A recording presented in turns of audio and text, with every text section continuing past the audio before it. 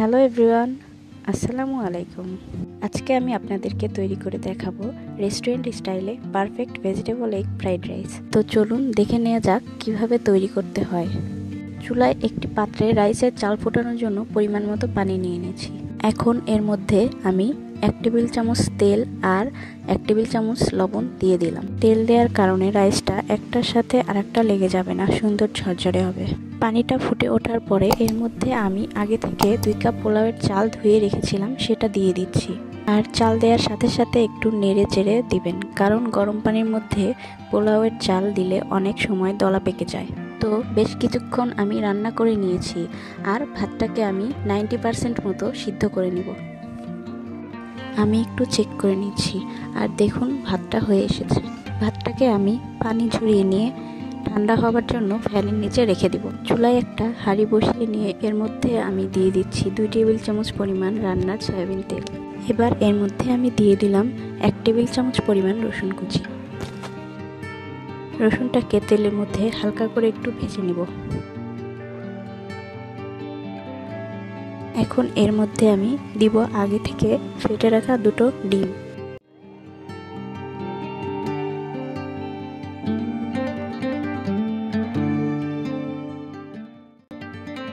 আর এর মধ্যে আমি দিয়ে দিব হাফ চা চামচ গোলমরিচ গুঁড়া আর একটু লবণ।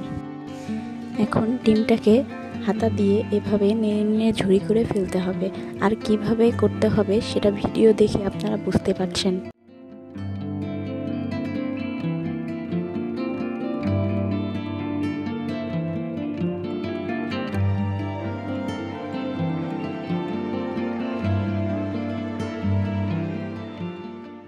এবার এই ডিমের ভিতরে আমি দিয়ে দিলাম 2 টেবিল চামচ কাঁচামরিচ কুচি। এখন এর মধ্যে আমি এক এক করে ভেজিটেবলগুলো অ্যাড করে দিব। এখানে আমি দিয়ে দিলাম 1 কাপ গাজর কুচি। গাজরটা সিদ্ধ হতে সময় লাগে, তাই গাজর কুচি আমি আগে দিয়ে দিলাম।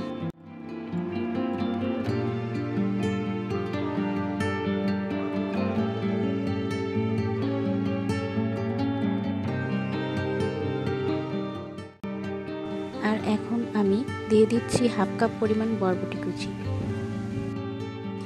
ভেজিটেবলগুলো আসলে নিজের পছন্দ মতো দিতে পারবেন। যেহেতু আমি ঘরে করছি তাই একটু বেশি বেশি দিয়েই করছি, এতে করে খেতে ভালো লাগে। এখন এখানে আমি দিয়ে দিলাম 1 কাপ পরিমাণ বাঁধাকপি কুচি।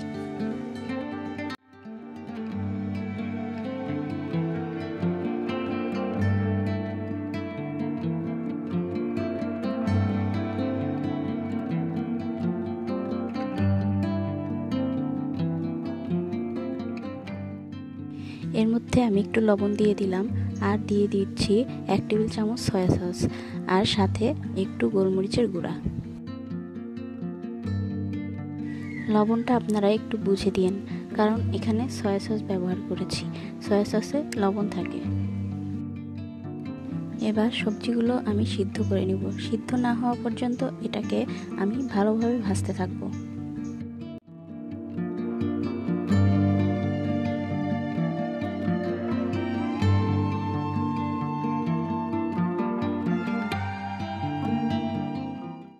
ভেজিটেবলগুলোকে কিন্তু কোনোভাবেই ওভারকুক করা যাবে না। যখন ভেজিটেবলগুলো রান্না হয়ে যাবে তখন এর মধ্যে আমি রাইসটা দিয়ে দিব।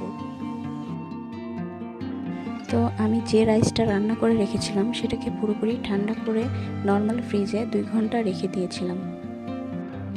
এতে করে ফ্রাইড রাইস খুব সুন্দর ঝরঝরে হবে।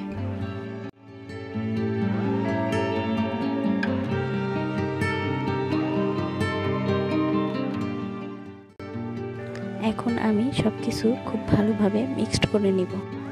চুলার হিটটাকে আমি এই পর্যায়ে বাড়িয়ে দিব, কারণ চাইনিজ রান্নাগুলো কম হিটে ভালো হয় না। ভালোভাবে সবকিছু মিক্সড করে নিলে কিন্তু রাইসটা রেডি হয়ে যাবে।